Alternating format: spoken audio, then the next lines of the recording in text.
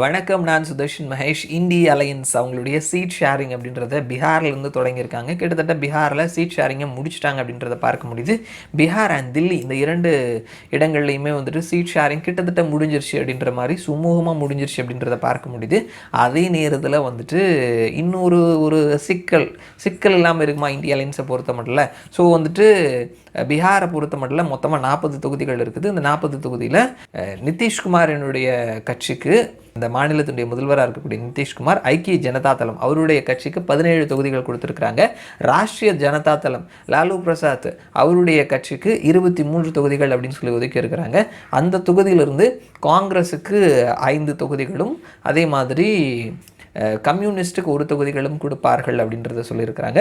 So ஓவராலாக பார்க்கும் பொழுது ஐக்கிய ஜனதா தளம் நிதிஷ்குமாரினுடைய கட்சி 17 தொகுதி, ராஷ்ட்ரிய ஜனதா தளம் லாலு பிரசாத் யாதவ் அவருடைய கட்சி 17 தொகுதியில் போட்டியிட போகிறாங்க. காங்கிரஸ் 5 தொகுதிகளும், கம்யூனிஸ்ட் 1 தொகுதியிலையும் போட்டியிட போகிறாங்க அப்படின்னு சொல்லிட்டு சுமூகமாக வந்துட்டு அங்கே வந்து தொகுதி பங்கீடு அப்படின்றது நடந்திருக்குது. அடுத்தது தில்லியை பொறுத்த மட்டும் மொத்தமாக 7 தொகுதிகள் இருக்குது. அது ஏற்கனவே பல முறை பேசின மாதிரி 4 தொகுதியில் ஆம் ஆத்மி கட்சியும் 3 தொகுதிகளில் காங்கிரஸும் போட்டியிட போகிறாங்க அப்படின்ற மாதிரியான சமரசம் நடந்திருக்குது. பஞ்சாபில் காங்கிரஸுக்கு நாங்கள் கேட்ட தொகுதிகளை கொடுக்கறதுக்கு வாய்ப்பு இல்லை ராஜா அப்படின்ற மாதிரி அவங்க சொல்லியிருக்கிறாங்க. இன்னொரு பக்கத்தில் ஒரு பெரிய சிக்கல் என்ன அப்படின்னா, உத்தரப்பிரதேசத்தில் அகிலேஷ் யாதவ் அவர் ஏற்கனவே மத்திய பிரதேசத்தில் அந்த 5 மாநில தேர்தல் நடக்கும் பொழுது இந்திய அலையன்ஸில் அந்த கட்சிக்கான சமாஜ்வாதிக்கான சீட் கேட்டார். இவங்க தரமாட்டேன் அப்படின்ற மாதிரி காங்கிரஸ் சொல்லிட்டாங்க. எங்கள் மாநிலத்துக்கு வாங்க, நான் பார்த்துக்கிறேன் அப்படின்ற மாதிரி சொல்லிட்டு போனார். இப்போ அவர் என்ன சொல்லியிருக்கிறார் அப்படின்னா, இருக்கக்கூடிய 80 தொகுதியில் 70 தொகுதியில் சமாஜ்வாதி பார்ட்டி போட்டியிட போகிறாங்க அப்படின்றத சொல்லியிருக்கிறாரு. காங்கிரஸுக்கு மிக சொற்பமான இடங்கள் தான் நாங்கள் தருவோம் அப்படின்றது சொல்லியிருக்கிறாரு. இன்னொரு பக்கத்தில் அவரை அகிலேஷ் யாதவை பிரதமர் ஃபேஸாக நீங்கள் அனௌன்ஸ் பண்ணணும் அப்படின்ற புதிய கோரிக்கையும் அவர் வைத்திருக்கிறாராம்.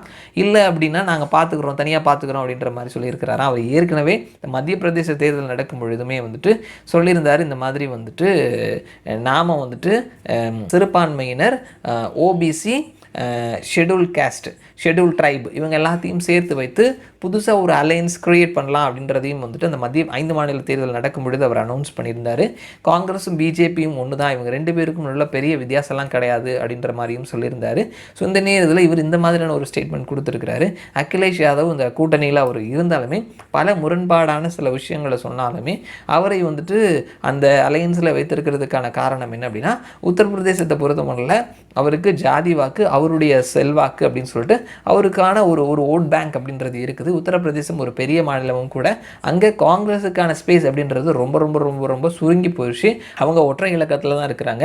உத்தரப்பிரதேசத்தை யார் கைப்பற்றுவார்களோ அவங்க தேசிய அளவில் ஆட்சி பிடிக்கிறதுக்கான வாய்ப்புகள் இருக்குது அப்படின்னு பல காலமாக சொல்லப்பட்டு இருக்குது. ஸோ அப்படிப்பட்ட ஒரு சூழலில் நம்ம அகிலேஷ் யாதவை கைவிட்டோம் அப்படின்னா, ஏற்கனவே இப்போ வரக்கூடிய பல கருத்து கணிப்புகளில் உத்தரப்பிரதேசத்தில் 70+ தொகுதியில் பாரதிய ஜனதா கட்சி தான் கைப்பற்றுறாங்க அப்படின்ற மாதிரி சொல்லியிருக்கிறாங்க. இந்த நேரத்தில் அகிலேஷ் யாதவ் ஓரளவு கைப்பற்றுவார் அப்படின்னு சொல்லி நம்பி தான் அவரை வச்சுருக்கிறாங்க. அவரையும் விட்டுட்டோம் அப்படின்னா உத்தரப்பிரதேசம் முழுவதுமாக போகிறதுக்கான வாய்ப்புகளும் இருக்குது. ஸோ அகிலேஷ் யாதவ் புதுசாக ஒரு சிக்கலை இந்திய அலையன்ஸில் ஏற்படுத்தி இருக்கிறார் அப்படின்றத நம்ம பார்க்க முடியுது.